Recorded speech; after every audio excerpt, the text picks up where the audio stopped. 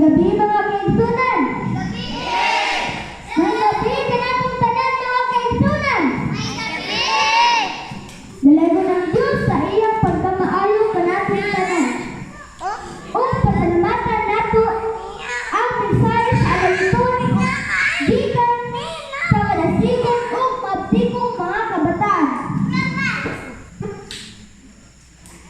Niining kagabion, magtuon lang kita og gamay mensahe nga makapadasig kanato. Apan sa dili pa magangko ta. Alam Diyos, ang dalagi nga dahil pag-isitan, ang Diyos, siling pag-alang magkalang, nawalit na sa isang kamang nagatuan sa mga nawas na matindikasyon ng ating pinilian. Salamat sa patiyak niya po sa ngayon po. Amen. Ang tema nga atong pagatunan mga kaigsunan, mga katuyuan sa mga pag-ato. Kay ang uban na discourage na manangalangad naman unta unya nganong naabay pag-ato. Adunay tulo ka butang nga inungdan nga dunay mag-ato. Una, Ecclesiastes 3, versikulo 10.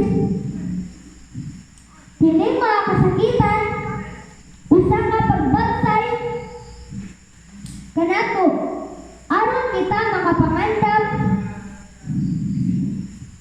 kay aduna pa moabot nga dagkong kasakitan.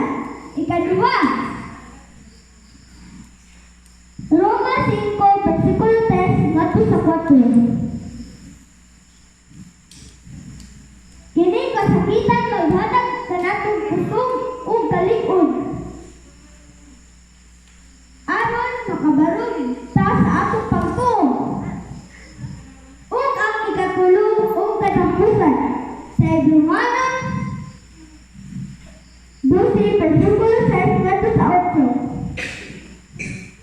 Nagingon nga kining mga kasakitan, mga paglutos,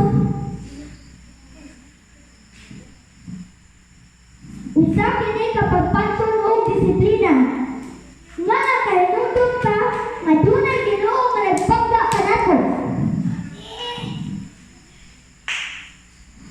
Busa mga kaigsunan,